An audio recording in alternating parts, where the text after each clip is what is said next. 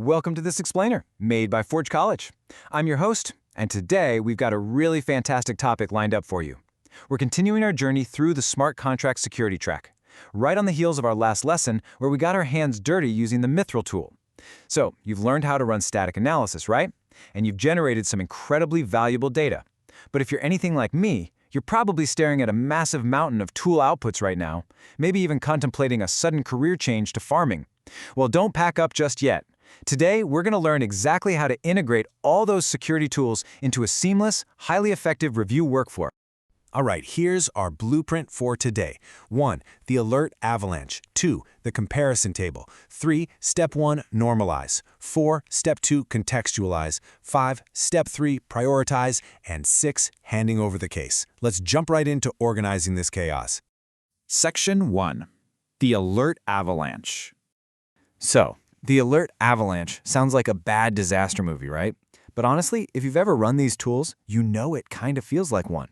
Imagine a detective's corkboard. You know, the kind you see in the movies, just completely covered in blurry photos, random post-it notes, and that crazy red string going absolutely everywhere. That messy, chaotic corkboard? That is exactly what your raw static analysis output looks like. Your tools just found 500 potential bugs. Now what? You're the human reviewer here. You're sitting there, coffee in hand, staring at a screen that is literally vomiting automated JSON blobs, super cryptic warnings, and about 200 different variations of low-level call detected. It is totally overwhelming. You can't possibly investigate 500 alerts manually without losing your mind.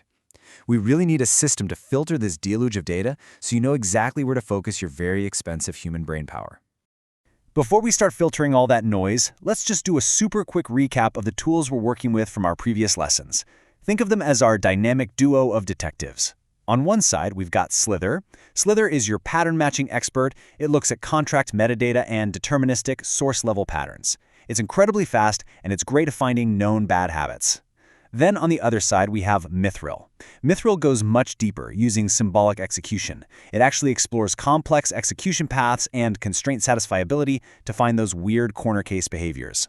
They speak two entirely different languages, but together, they catch pretty much everything. Section 2. Meet the comparison table.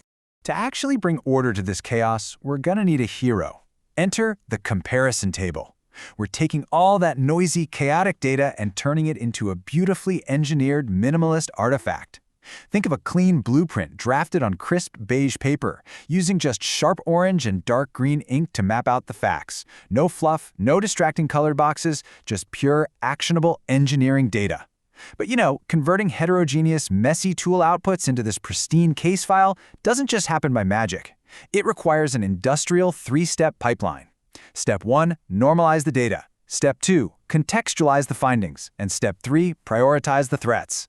By pulling our raw outputs through these 3 steps, we completely reduce the cognitive load for the reviewer and create a rock-solid, defensible escalation trail. Section 3. Step 1. Normalize evidence. Look, before we can actually compare anything, we need everything speaking the exact same language. This means pulling the raw data, those massive Slither JSON files and dense Mythril console outputs, straight through an automated parser. By doing this, we create what's called a canonical row. Every single bug gets mapped into clean, easily readable columns: the tool name, finding ID, the exact file and line number, a short description, and a raw evidence snippet. Suddenly, our 500 chaotic bugs are starting to look like a neat, organized spreadsheet. But listen up, because here is the absolute golden rule of this normalization phase. You must always preserve raw evidence links. Yes, we're normalizing the format, but you should never ever alter the raw data itself. This comparison table is a synthesis, it's not a replacement. You've got to provide a link back to the exact untouched JSON output or trace. Why? Because the next auditor who picks up your case file needs to be able to verify your claims or even rerun the original scan if they have to. Section 4. Step 2. Contextualize. Okay, so having a neat row with a line number and a tool ID is great, but it's pretty lifeless, right? It lacks that human touch. We need to enrich these findings with actual Solidity code snippets and notes to see if there's a bigger story unfolding here. And that leads us to a really awesome concept, orthogonal corroboration. It sounds like a big, fancy phrase, but it basically just means that magic happens when two completely different security tools point to the exact same broken line of code. When Slither's pattern-based heuristics and Mythril's path-based traces independently point the finger at the exact same suspect. Your confidence that this bug is real just skyrockets. Let's ground this with a concrete example. Imagine Slither flags line 120 in token.sol for an unchecked low-level call. Now on its own, maybe that's just a warning. But then you look at Mythril, and Mythril has mapped out this complex reentrancy trace that also targets an external call right there at line 120. Boom, that is orthogonal corroboration right there. We collapse these two overlapping findings into a single, high-confidence candidate issue. They aren't two separate, annoying bugs anymore. They are solid, multi-tool evidence of a severe vulnerability.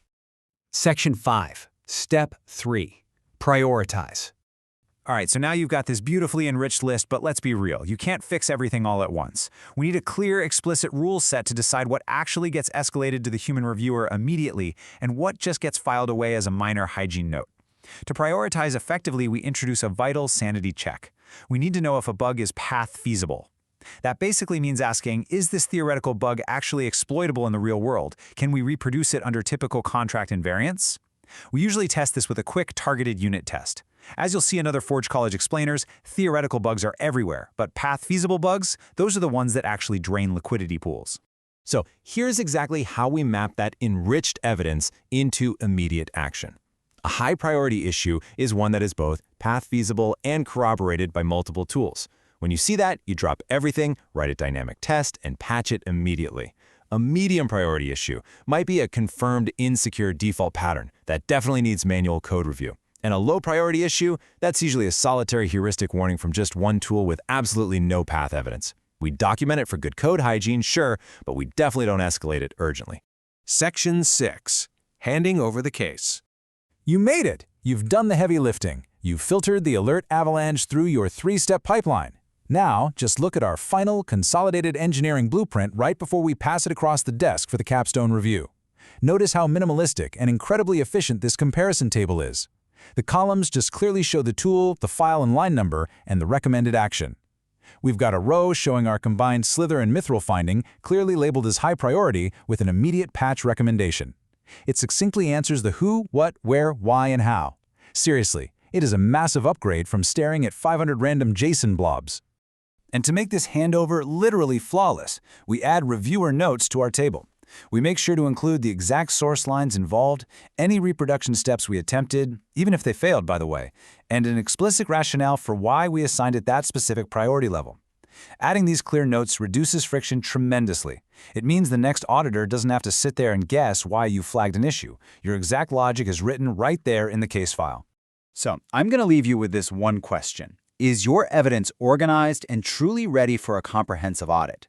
If you follow the pipeline we discussed today, normalize, contextualize, and prioritize, the answer is going to be a resounding yes. You are now fully equipped to turn noisy, chaotic tool scans into crystal clear, audit-ready evidence. Thank you so much for joining me for this explainer. To dive deeper into smart contract security and explore a ton of other Web3 topics, be sure to visit forge.college. See you in the next one.